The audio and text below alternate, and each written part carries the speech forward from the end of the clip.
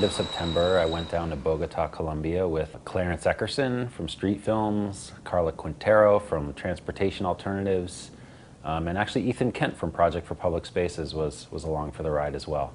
We were taken around by Guillermo Gil Peñalosa, who is the brother of the former mayor Enrique Peñalosa.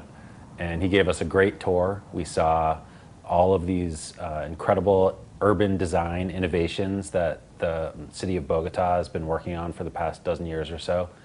And it was really impressive. We got to take a look at that city's bus rapid transit system, which is called Transmilenio. About 10 years ago, when Enrique Peñalosa became mayor, there was a plan on the table to build a network of elevated highways all throughout the city of Bogota. It was incredibly expensive and multi-billion-dollar project. And Peñalosa and his administration looked at this project and said, this isn't going to do anything actually to solve our traffic congestion problem.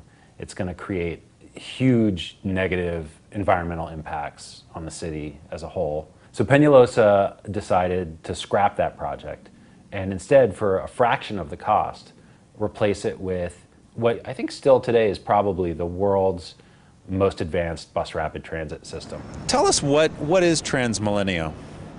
Transmilenio is a bus rapid transit, an economical model specially developed to operate in Bogota in the main corridors, with the objective is to give a segregated lane, exclusive lane for big buses, in order to the people can move very quickly, but with 10 times less the cost of the traditional mass transit system in the world. Some people call it surface subway. And you could kind of see why. It's buses on rubber wheels, just like you'd see buses in New York. But what you see they've done is, like, in the middle of these busy multi-lane avenues, almost highways, they've taken away a couple lanes in the middle and they've built these stations. And next to the stations, you'll see usually 2 lanes of buses running on either side. You have a lane for local bus traffic and for buses to pull into the station, and you have another lane for the express buses. The buses pull right up to the platform so that the floor of the bus is level with the floor of the station. So it's really easy for wheelchairs and older people and people pushing strollers to get on and off the buses. I got to interview the CEO of the Transmilenio system, and she's someone who was there from the very beginning of the system and kind of worked her way up. Before Transmilenio in 1998, one trip of 30 kilometers can be done in 2 hours, 2 hours and 15 minutes. That same trip, you can do it today in 55 minutes. And how many people are you moving every day? Around 1.3 million people per day.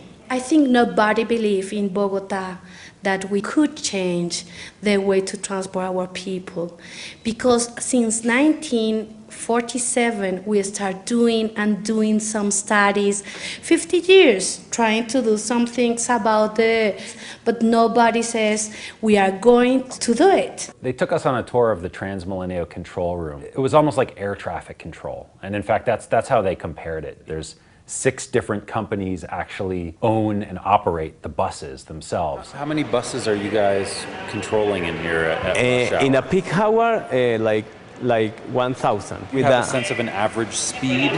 28 kilometers per hour in average.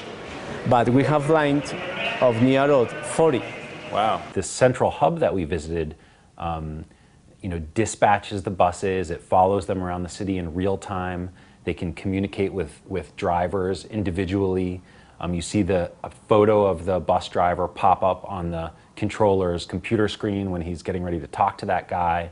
They can see if buses are starting to bunch or stack up together. Most of the Transmilenio system are these double long red buses, but traveling around through city neighborhoods, you see these much smaller green buses, and those are called feeder buses.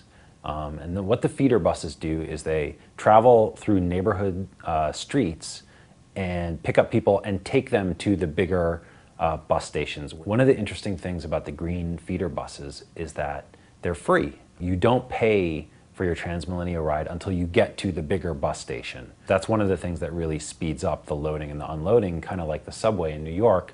You're paying for the bus in the station rather than having to pay the driver and wait for everyone else to pay the driver.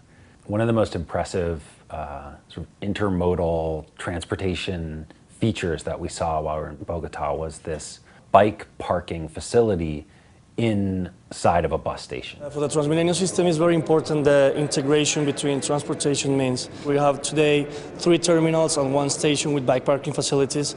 In this case, we're in America's terminal. This parking facility has 750 capacity. It's very safe. It's a good feeder system for the Transmilenio, and it's for free. Nosotros compramos la tarjeta de Transmilenio para ingresar. Pasamos por la registradora y dejamos los datos ahí. Nosotros nos dan un sticker con un número de identificación de la bicicleta. Nosotros damos el nombre y el sticker y siempre nos preguntan a la salida y a la entrada. Hay veces que el Transmilenio lo utilizo 4 o 5 veces en el día y es el mismo trayecto. Me vengo en bicicleta y me voy en bicicleta. Para mí es bueno. They believe that for every 20 people they can get to bike to the bus station, that's 1 less of these green feeder buses that they need to operate. And that saves the transit system a lot of money.